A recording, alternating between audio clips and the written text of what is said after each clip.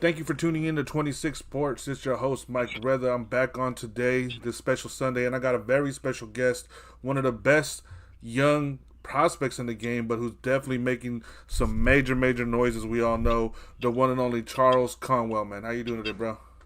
Yes, sir. I'm doing good. How you doing? Doing good, man. Good to hear you're back and ready to go, man. We had your fight come in back in April on Ring City. You suffered an injury, weren't able to do it, but now you got this big event, big platform, part of Triller here. So how does that feel? Knowing you had to pull out the fight because of the injury, but then you get, blessed with this opportunity of a big platform. How does that feel for you? It's great. Like you said, it's a bigger and better platform. I got more eyes on me. Got more people looking out, and it was just a small loss for a greater win. So, Yeah. Like they say, man, it's a minor setback for a major comeback there. So that's what happened there. Um, Obviously, the way you ended last year with those two big victories over two fellow undefeated prospects really had you building up to get more shine this year. The injury put a little bit of a damper on it. But what are you gonna do now come this Saturday, man, to make people remember real quick why they were talking about you at the end of last year? I'm just gonna go out there and dominate, man. I'm looking to go out there and dominate, have a dominant performance. Have a standout performance. I'm looking to steal a show of all the fights, even the main event. I'm looking to steal a show and put on a great performance. Yeah, and when you got that opportunity, you got that call. What was your feeling? What was your reaction to it? Knowing how people have responded to the Triller, promotion type thing with the fights they put on, but knowing that this wasn't going to be one of those types of events. You have real fights and real fighters on it. How did that maybe make your reaction or your answer easier? Uh, I was excited when I got the call to know that I was on it. Like you said, I know they get so many views, so many celebrities, so many different networking opportunities, and for me to just to go out there and display my it's crazy. It's Yeah, crazy just to go out there and show my talent on such a big car and just having millions of viewers. Even casuals. exactly. It's like you said, it's just like a whole different platform. Like it's regular people just going listen to. Watching the fight just to listen to the music, people who just want to see celebrities. But if when I go out there and do my thing and dominate and put on a great performance, they're gonna remember the name. Like, damn, I remember he fought that one Yeah. time on Triller. Let me follow him now. Let me, what I'm saying, keep up with him. He's an entertaining fighter. Exactly, and that was my thing. Is I know they get flack and all this hate about it because of Jake Paul and all that nonsense, whatever. Mm. But they're bringing eyes to the sport in that sense that maybe normally wouldn't be there. So guys like you, other fighters on that card, Franchon Cruz Dezern, Andy Vences, Joe Nacaros, these type of fighters that hardcore fans know, but casual Mm. fans or fans that don't watch it don't really know who they are. But now, as you said, this Saturday, you go out there. Let's say you get a dominating, impressive knockout performance. As you said, they're gonna be like, "Hey, that's that guy Charles Conwell. He's fighting where? Oh no, you got to turn that on. I watched it on Triller last time, but he's fighting on this other network. But we got to watch him fight, especially if Right, they see your last two fights leading into it. I mean, you broke a dude's right, nose and you made the other guy quit. right, So right, like I said, the hardcore fans like us, we seen it. We know what's coming with it. Now right. these guys are going to see what's going to happen. So your opponent, did you hope for maybe the same opponent you're going to have in April, Ivan Glub, or were you okay when they told you Mark Deluca for this fight? I was okay with it. Mark Delucas fought at my weight class. He fought at a higher level than Gola before. He fought Kell Brooks, so Yeah. I feel like he's a more of a legitimate super welterweight contender, or you know what I mean, something like that. So I feel like this was a better opponent for myself. Yeah, and as you told me the last time we talked, you wanted to keep fighting guys that are gonna help you push you up forward, as opposed to guys Hmm. that you're supposed to just run through. So, Hmm. as you said, he fought Kell Brook before. He's been in there with better competition. What is it that you see in his game that may give you some type of trouble or may give you something to look at coming this Saturday? I feel like he's a mentally strong fighter. I feel like he's a strong, gritty fighter. Like he's going in there to go in there to win. He's going in there to win. He's not going there to lose. He's going in there to win and propel his career just like I am. So I feel like he's a hungry fighter. But I just know I'm hungry and I know it's my time. Like it's a whole different era. It's Charles Conwell's time is to keep dominating and keep just showing the world how great I am. Yeah, and then your division right now, I mean, is hot. I mean, the first time we talked, we had talked about you going against, Teixeira or one of the Yeah, other fighters, and now it's gonna be either Charlo or Castano. Which one of right. those two, when you see, do you think is gonna win that matchup? First off, I think Charlo's gonna win the matchup, but I think it's still gonna be a good fight. I think Castaño's gonna put the pressure on, try to push Charlo to the max and try to overwhelm him. But I think Charlo's like got too much athletic ability, he got too much movement, too much power and stuff like that. And that's what's gonna make the difference in the fight. and do you believe too, though? With obviously we all hear Twitter talk, social media, all these videos. Do you think Castano's being overlooked by much of the people in boxing? Yeah, for sure. I think Castaño definitely been overlooked. Like you said, he had a great amateur background. He was doing his things in the pros. He's undefeated. I think. Yeah, I think he Yeah, he should has be one undefeated. draw. Yeah, he had to draw the Lara, and some Yeah, people that's a real controversial draw. So yeah. I've seen that fight. It's a controversial fight. So he definitely gonna push. He definitely gonna push Charlo, but it's not gonna be no. It's not gonna be no cakewalk. But I think Charlo gonna win though. Okay, okay, and I actually agree with you. I think it's going to be a tough fight. It's either going to go to the maybe unanimous or majority decision, or a late stoppage. Just Castaño tries to come on late and Charlo catches him or something. But Mm-hmm. yeah, definitely, I think he's being overlooked, and especially, I mean, when you brought him up, I think last year when we talked about Teixeira and all these guys, he Mm-hmm. was one that you said he's one of the guys that you were looking out for because you felt that he was underrated, and now look at he's in the undisputed fight. So you knew what you were Right. talking about back then. Right. I've actually been kind of knew about Castaño ever since he fought Michelle Soro. Oh I yeah, watched that fight. It was a real good. It was a real good tough fight. But yeah, I've been knew about Brian Castaño, and then I heard that he fought Errol Spence in the amateurs. So yeah. I was already on top of him. I try to stay on top of everybody in my weight class, at least the people like in the top 50.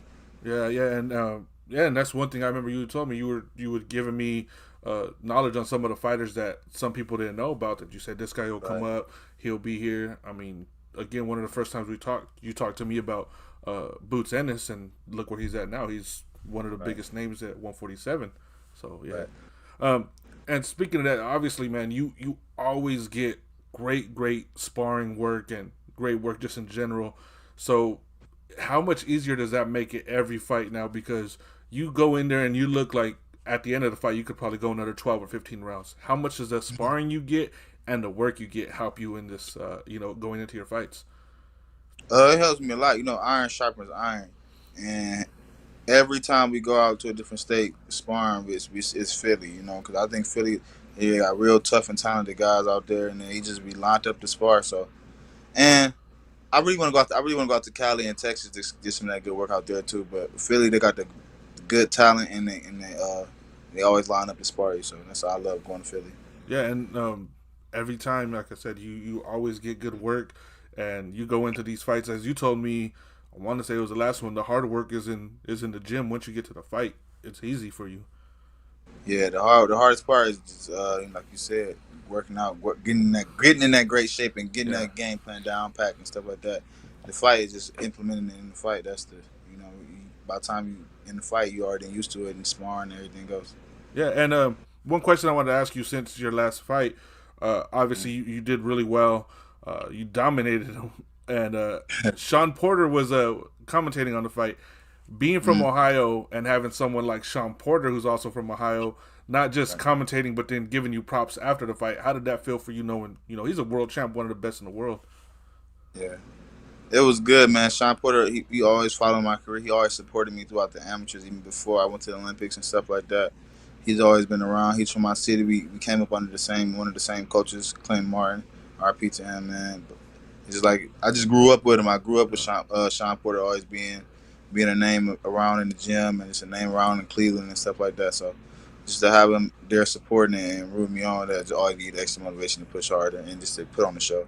Yeah, and it was funny during the fight. He was saying things that you were doing, and people were like, "Oh yeah, he's doing this," and he's like, "No, he's doing this because he's Ohio bred. He's doing it for this, not because of what you guys think." And you guys Right. looked to be like talking or sending messages to each other during the fight as you would look over to him. Was that what was going on as well? Yeah, it's like some Ohio camaraderie type Yeah. stuff, man. Just like you said, we got the same eye. We can see the same stuff. This is a different type of vibe and energy we get when we see each other. Yeah, man, and it was good to see, man, because as you said, it's someone from your same state, so nearby, Mm-hmm. someone that you really came up with, and for him, who's been to the top, seeing Right, you and rooting you on, obviously had to feel good for you, as you said. right, Yeah. right. So, you know, I got a question here from Aldub Boxing. He wants to know which sanctioning body is the route you're going to be focusing on going, for a title shot. I'm in two sanctions. I'm I in can't the hear you. WBC. Okay. I'm in two sanctioning bodies now. I'm in the IBF and the WBC, so it'll definitely be one of those routes. Probably, I think I'm higher in the IBF. I think I'm number 7 in the IBF and number 12 in the WBC, so it'll probably be one of those two. Yeah, and actually, at the end of the day, it don't matter which one because once it's Really undisputed, don't. whoever you fight, It's that's all going to be for that. right. So obviously, whoever wins the fight is undisputed. Mm-hmm. Let's say Charlo wins the fight. Mm-hmm. There's talk of him possibly moving up to 160 as his brother might move to 168. Would it mean more for you to fight Charlo or the legitimate champion at that weight? Or, does it matter if it's a vacant title shot and, you earn it that way? Uh, I mean, I can't hold Charlo hostage and make Yeah. him stay at the weight, but I'm a world champion either way it goes. As long as I still fight another strong, good contender or an ex world champion for the title, I feel like it really shouldn't matter. As long as I dominate the guy who I'm fighting for the belt, it shouldn't really matter to me. But hopefully I can fight if I don't get Charlo ex world champion or another contender like myself to prove that I'm the real deal. And then Yeah. after that, we can just continue to fight those ex world champion, those up and coming contenders and things like that, and unify and stuff like that. Definitely, definitely. Yeah, and I think I've asked you before who would you have liked to have been in the ring with, Mm-hmm. past or present. But right now, at this point in time, say you win this fight, what's Mm-hmm. what's a fighter that you're looking at for your next fight to possibly put you into an eliminator or that title shot? You know what? I used to think like that. Like, man, what's the one person I need to fight like to boost my name up? But to be honest, at this point, I'm just down to fight whoever. To be honest, at least I just want to like I said before, just keep fighting better and better people and people who's been in those world championship type bouts and world championship fights. So I like to fight an ex world champion, ex contender, or somebody like that, or somebody like that, Okay, okay, yeah, definitely. And former world champion. you've proven that you're down to fight whoever, and you've asked for those fights. So it's Mm-hmm. no denying that you're not honest there. Now, if if there was an option, to go down to 147 or to 160 for a title shot right after this one, is that something that you would entertain as well? Man, like everybody says, for the right amount of money, I would, but preferably I like to stay in my weight class, dominate my own weight class, and then go up or down. Okay, okay, yeah, and definitely, it's just the way you make weight so easily. It just seems to me that I could see you being able to go to 147 because there are certain fighters you could tell that's their weight because that's how they make it. You, it seems Mm-hmm. like you could go up and down without a problem. Yeah, I plan to be like a 2 or 3 time world champion for sure though. Okay, okay, so definitely Two so. different, two, three different, 2 or 3 different weight classes. So, I don't know. Okay, So and eventually I am. yeah, definitely, and I think you can. I mean, I honestly think you can. So maybe that Charlo fight, if it don't happen at 154, could happen at 160. Right, Yeah. So right. obviously, with what's boxing's been going through this year, with kind of a resurgence when you really think about it. I mean, May had Mm-hmm. a great collection of fights. April, Mm-hmm. as you were a former person on Ring City, you've seen the upsets keep coming for Ring City. Seeing all Mm-hmm. that, man, did that make you more and more anxious to just jump back in that ring because you see all the people being talked about? Oh yeah, of course. I want to keep my name in the lights. I want to stay active as a fighter. I don't want to be fighting every 6 months, every 5 months, or nothing like that. I want to fight at least like 3 or 4 times a year. Me personally for myself. I don't really want to be no non-active fighter. I feel like that fades the fighter name out when they don't fight. They like their name don't get stay active, don't get to stay out there, and they don't keep the fighter active. You don't stay as sharp as they usually should. So I want to stay active as much as I can.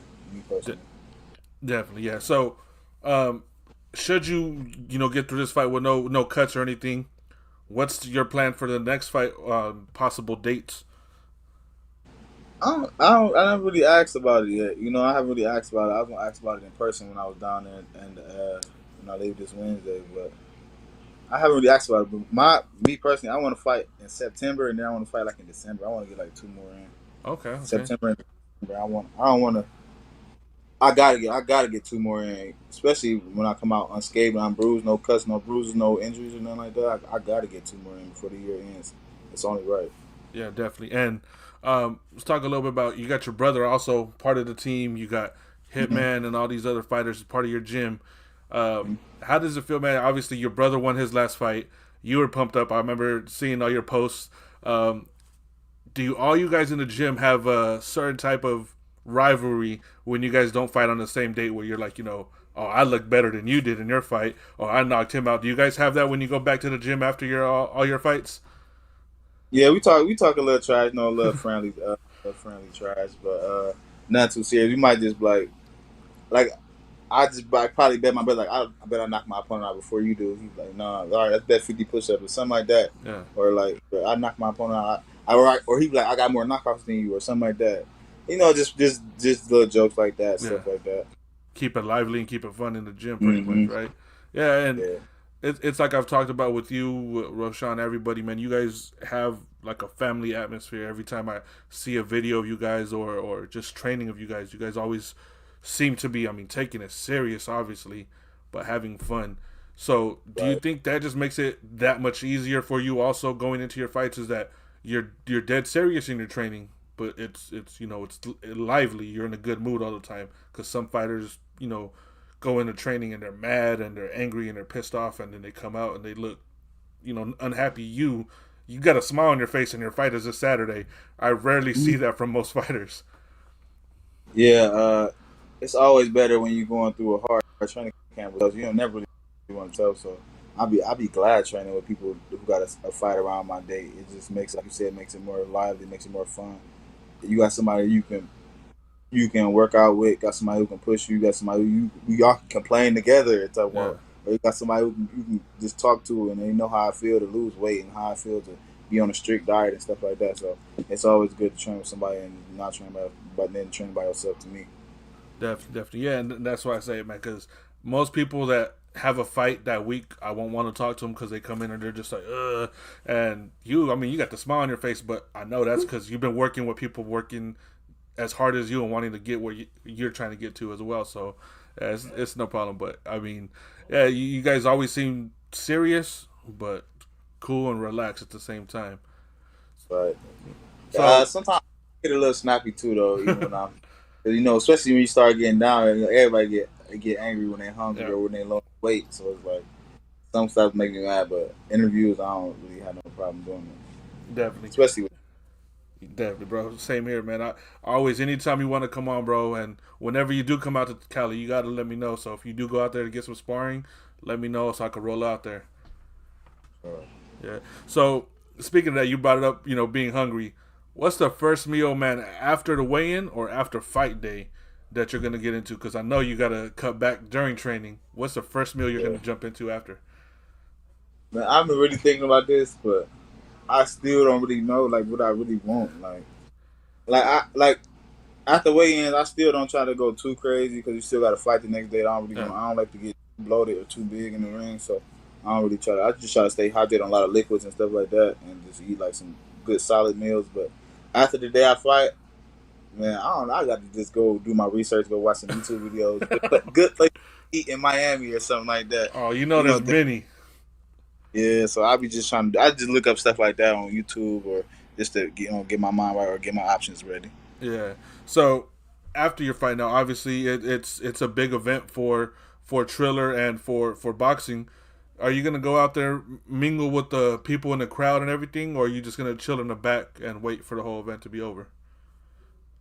I'm gonna try. I'm gonna mingle. I want to Okay. get my name out there. I want to network with the celebrities and just just network and meet other people and just experience the atmosphere and stuff like that. So I'm definitely gonna mingle and just be around hanging. Yeah. Now, is there any one celebrity that you heard that's going to be there that you're really looking forward to hopefully speaking with?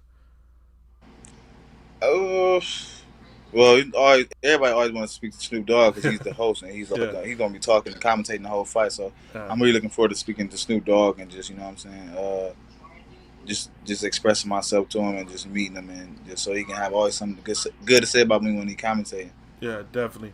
Now, also one of the commentators that's going to be there, I think is going to be the main one, is Hall of Famer Jim Lampley. Obviously, everybody Mm-hmm. knows him from HBO and calling some big moments. Knowing that he's going to be Mm-hmm. calling your fight, how much more does that make you, pump up? Because he's seen everybody fight, man. He's called everybody's fights, and now he's going to call one of yours. How does that feel as well?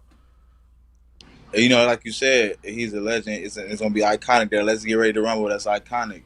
So when people hear that, and when I hear that, it's just like, damn, I remember that from video games. I remember that from just like you said, the legendary fights, and for him to do that for me, that's amazing. Hopefully, I get to talk to him and take a couple videos and pictures with him, and network and stuff like that. Definitely, man. And shoot, you might make him give that big yell or scream out there while the fight's going on. So go and handle that, man. But you know, obviously, man, we've known each other for a while. I've seen so many of your fights even before then, man, and I'm just really happy to see you keep grinding, keep going up, and have a big opportunity like this. I know maybe within a year or less you're gonna be fighting for a title, man. So knowing, as you said, you're 7 in the IBF, this win could put you in the top 5. You Sure. said you don't care who or what fighter put you there. How long do you realistically think you should be in line for a title shot? Like how many more fights? I don't know how many more fights, but I feel like sometime like this time next year or a little later, like mid to late next year, I should definitely be in a title fight or a title eliminator type of fight. This time next year or a little later, I feel like I should be there. I should be around. If I can get these two more fights, I should be 17-0, and I get like two more before I get the title shot. I'd be like 19-0, Okay, 17, 18, 19, so at something like that. least another 3 or 4 fights you want to get Yeah, in. for sure, 3 or 4 Perfect, fights. perfect. So now let's say before then though, one of those fights is a fight in your hometown. How special would that be for you? You know what?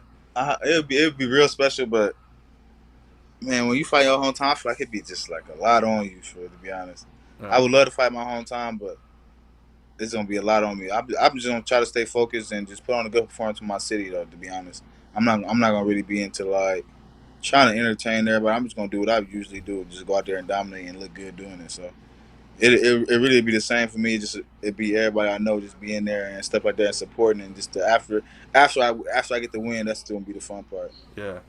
Now you fought now over the last year in 2 different places out there. I believe you were in the Connecticut. Is that where that fight was at for Showtime? Connecticut, yes. And then you had the one in L.A. Now you got this one in Mm-hmm. Miami. Mm-hmm. What spot? Because you fought in New York as well. What spot is left for you to fight at? For you to feel like you've completed, all the areas you want to fight in. You know, I got to go to Vegas and then Cali. Vegas, Cali, and Texas. And then I got to go to the UK too. Okay, you want to Vegas, go to the Cali, UK? Texas, and UK. Them like the four. Them like the last 4 places I haven't been at. And then they're doing this thing in like Dubai and Saudi Arabia and Oh stuff yeah, like that. And I know it's a lot of money out there, so I'll definitely go out there for the check is right for sure. yeah. So what arena in Cali and then which one in Vegas do you want to go to? You know, in Vegas, you got to go to the MGM, and then the one in Cali, you can just go to any. I can go to any basketball arena. I can go to any basketball arena with a Lakers play or with a Clippers play. I can go to either or. Okay, and then what about in Cali? There's also uh in Carson, California, right there by LA. It's called the Dignity Health Sports now. They call it the West Coast War Grounds, not the Punch Bowl like they be saying on Showtime. Mm, So that area is where they have all those big fights. That's where Andy Reese fought with okay. Ariola. That I think would be a perfect spot for you for the type of fighter you are because you have aggression, you got power, and you Mm, bring it. That's the perfect spot I would think for you. okay, we can do it out there too. I said I didn't know about Carson. I can be out in Carson too. Yeah, it's right there. It's LA pretty much. It's right where the soccer team plays the Galaxy. It's there. It's a big Okay. old.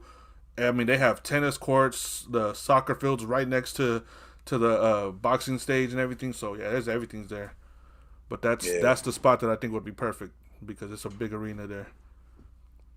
yeah, I gotta check that one out. Yeah, Maybe you never know. You never know. yeah, Maybe sooner than later. yeah. That's the one. If you like, you say you go on YouTube, look up the Marquez and Vasquez fights where Nonito Mm. Donaire just fought. That's where it was all at. All those fights were there. Okay, Yeah, so that's yeah, the I watched arena. that. Yeah, so it's not called the Punch Bowl. No one calls it that. Everybody from Showtime is pushing it. No one calls it the Punch Bowl. It's the West Coast War Ground or the War Grounds straight up. That's it. Yeah. War Grounds. And in Texas, what's the spot you would like to go? Dallas Stadium. Texas, I don't know. I just like I said, that's just a Big, another big. hotbed. I never Yeah. really know where to fight. And it's got to be it got to be in Dallas, Houston, or San Antonio though. Got Okay. to be in a major city like that. Yeah, definitely. I think. Well, yeah. I mean, just speaking about that, you had Canelo in Dallas, Jamal Charlo, this same Saturday in Houston, Mm-hmm. and then in July you got Jermel in San Antonio for his fight. Right. So yeah, definitely that's a So big yeah, spot for everybody out there. So yeah, I mean those are good spots in UK. I'm guessing if you're gonna go there, you want to go to the O2 in London, right? I got to do something big in the UK. Yeah, If I do go over to the UK, got to be something big. yeah. The O2 Now is I heard like they the always got spot. a good crowd out there, so that's Yeah, another good one. their crowds are lively. From everybody that I talk to, man, their crowds are insane out there. So that would definitely be the spot too. Because I know you would bring it there anywhere, man. So yeah, definitely. So besides that, man, how's it just been? Obviously your daughter's getting bigger. She just turned one, Mm-hmm. right? And how is that Yeah, for you? it's crazy because she was born like through COVID, and then Yeah. that whole year, it just seemed like it just went by so fast. So it's just like she just turned one so fast, and it's crazy even just seeing her. She don't even like getting held no more. She like walking on her own. It's just crazy how fast she growing and how big she getting. Now, does she have any of your mannerisms yet, or have those been with her from day one? I don't really know. People always say she looked like me more than her mother, so I know she got the Conwell look and the Conwell, everything like that. So, but she is feisty though. She is feisty. Okay, yeah, definitely. But So, I'm more. I feel like I'm more laid back. So I think she's gonna be a little bit more feistier than me. okay. So, has she been to the gym with you, or watched any of your fights or anything yet? Oh yeah, her mother made sure she watched the fights, like especially during like the COVID and like the last couple fights Yeah, when she couldn't be there. So they just had like a fight party at my home at my mom's house, and everybody just came around, watched the fight, and ate and stuff like that. So she yeah. definitely seen me fight, but they said she always fall asleep. I said, dang, I hope my fights don't mean I'm that. I hope they don't mean I'm born. No, your fights ain't boring, man. This kids can fall asleep through anything, man. But oh yeah, that's cool, man. I remember when she was just born, we were talking, and now yeah, it really is crazy. It's been a year. Like when you posted and you said, "Oh yeah, it's her birthday today," I was like, "Damn, that fast!" I was like, "Dang, that Man, year really went by we quick." tell her. Yeah, man. So yeah, and is she gonna be out there with you guys for this fight? Nah, she not. I don't really want her to be at my fight yet. She ain't. I don't think she's really like old enough, and I don't really want her out and about like that yet. So maybe when she gets like a little older, I'll bring her out. But right now, she gonna stay at home. But her mother's gonna be there though. My Okay, girlfriend. but you're gonna make sure to have her watching you, right? Oh yeah, for sure. She got to be tuned in. Well, I think too now the fight's gonna be on a little bit earlier, and Mm-hmm. your fight will be a little earlier in the night, so more likely she's not gonna fall asleep. Right, she gonna be woke this time. Exactly, man. So, yeah, man. Besides that, man, again, thank you for coming on, bro. I mean, you got the big fight this Saturday. Anything you want to say to anybody that's gonna be watching the fight, anybody watching now, and just the fans that may not know you fully yet. Anything you want to say before your fight Saturday? Man, make sure y'all tune in June 19th on the Triller undercard. I'm looking to put on a dominant performance and show the whole 154-pound division who I am and why and what I'm about to do to the whole division, and I'm a future world champion. So make sure you guys tune in to an action-packed fight June 19th on Triller. Definitely, guys. So tune in.